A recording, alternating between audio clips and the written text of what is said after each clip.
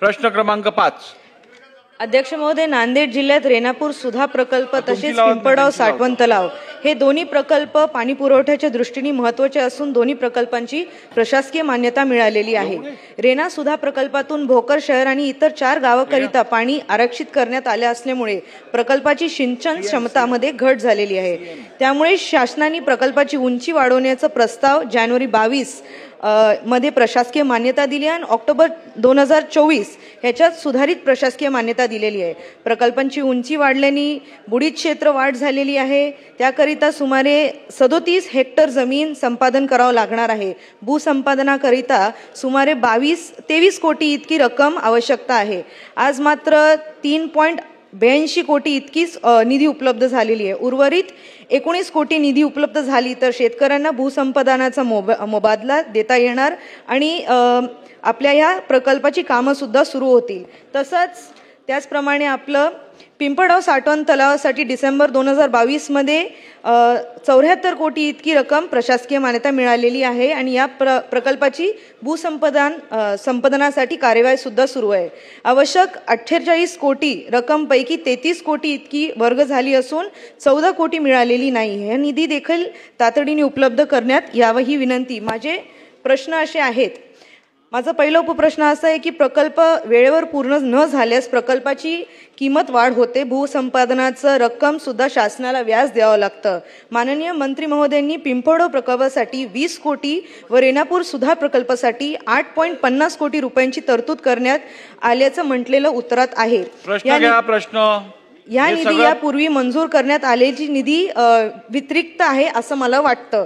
हे बरोबर असल्यास तर ही निधी केव्हापर्यंत आपल्याला उपलब्ध होणार? आणि माझा दुसरा उपप्रश्न असा आहे की पाटबंधारे महामंडळाने मागणी केल्यानुसार उर्वरित निधी किती कालावधीत उपलब्ध होणार? माझा तिसरा उपप्रश्न असा आहे की हा प्रकल्प निश्चित वेळात किती वेळात पूर्ण करण्यासाठी शासनाने काय उपाययोजना केल्या आहेत का?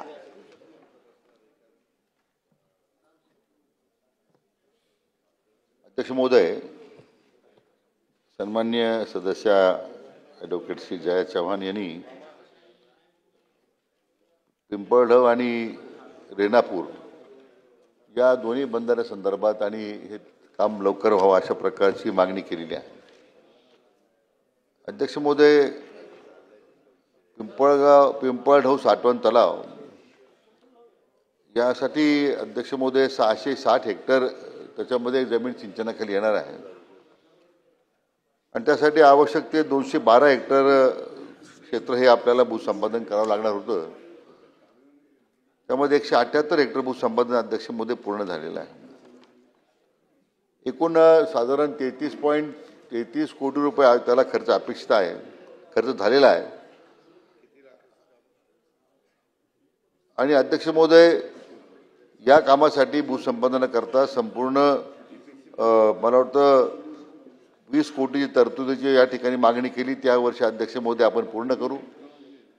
प्रकल्पाचे काम 40% पूर्ण झालेले आहे अध्यक्ष महोदय आणि हा प्रकल्प साधारण जून 2026 मध्ये पूर्ण होईल आणि त्यामध्ये पूर्ण क्षमतेने पाणी साठवणूक होईल अशा पद्धतीचं काम किंवा जूनच्या पूर्वी हे काम पूर्ण व्हावं अशा प्रकारचा अध्यक्ष महोदय आमचा प्रयत्न आहे। अध्यक्ष महोदय, रेणापूर संदर्भामध्ये त्यांनी जी उंची वाढ करण्याबद्दलचा तो त्यांचा प्रस्ताव होता। अध्यक्ष महोदय, याला प्रशासकीय मान्यता 41 कोटीची आपण दिलेली आहे। साठवण क्षमता वाढल्यामुळे 1 टीएमसी पाण्यामध्ये वाढ होणार आहे। साधारण अध्यक्ष महोदय, भूसंपादनाकरता 8.14 कोटी खर्च झाला असून उर्वरित 15 कोटी लागणार आहे। आणि अध्यक्ष महोदय, मी सन्मान्य सदस्यांना आश्वासित करू इच्छितो की हे काम आम्ही साधारण 2 महिन्यात पूर्ण करू। याच्यामध्ये पाणी साठवलं जाईल। या संबंधामध्ये आवश्यक ते सगळी कार्यवाही त्या जे काय देयक असतील अध्यक्ष महोदय ते